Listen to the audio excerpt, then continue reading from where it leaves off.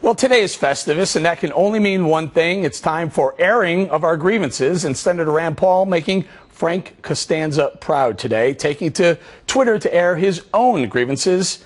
Here's one of them. The recent bipartisan deal will add $7 trillion more debt and was hailed as an example of Washington getting something done. And another one, he said, in Washington, bipartisan deal is a synonym for increasing our debt. Is he right? Hadley Heath surely thinks so, but David Mercer disagrees. Hadley, let me start with you. I tend to agree with a lot of these things that the senator is expressing his grievances regarding.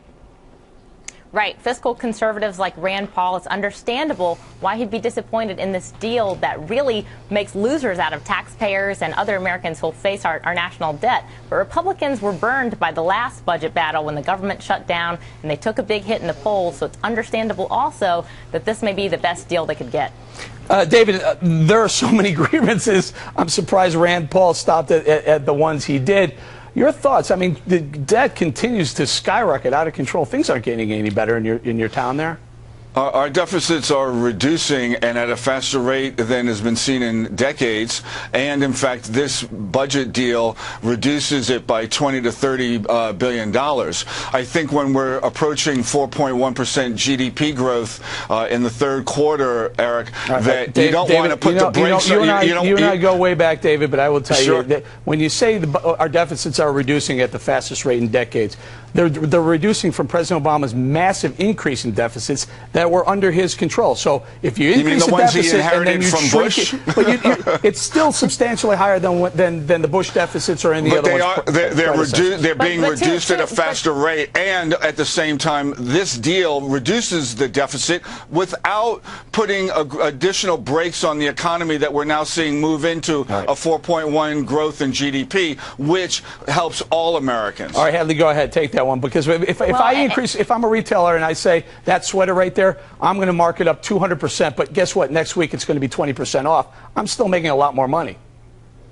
Right, and David makes a good point that when Bush was in office, we were running deficits too high, but two wrongs don't make a right. Just because George Bush spent a lot of money doesn't mean that President Obama spending more than we take in is the right thing to do. In fact, President Obama said about the debt ceiling before he was president that it would be unpatriotic to continue to raise the debt ceiling. So it's a changed position that the president's in now that he has to lead the country. Right. And bipartisanship doesn't always mean Hold on, guys. It's Festivus. Let's have a little fun with this. Can we take a look at some of the other fun grievances that Rand Paul offered? He said, my dad auctioned off this car instead of giving it to me.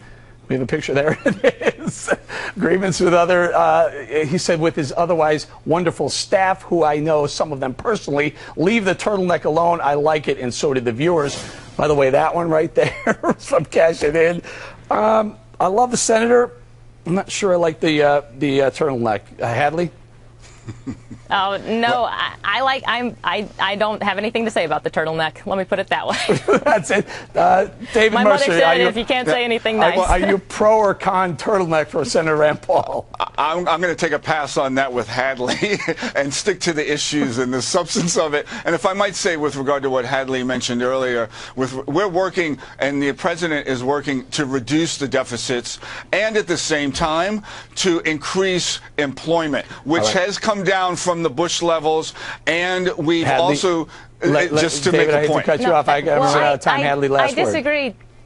Well, look, President Obama is the architect, along with several other leaders of Congress, of Obamacare. And one reason Republicans don't want to have another shutdown or another budget battle at this point is because they would rather the public's attention be focused on the failure that is Obamacare. Right, so we're to say that the president who's behind Obamacare wants to reduce the budget office. We're going to say happy Festivus and Merry Christmas to everyone for tomorrow also.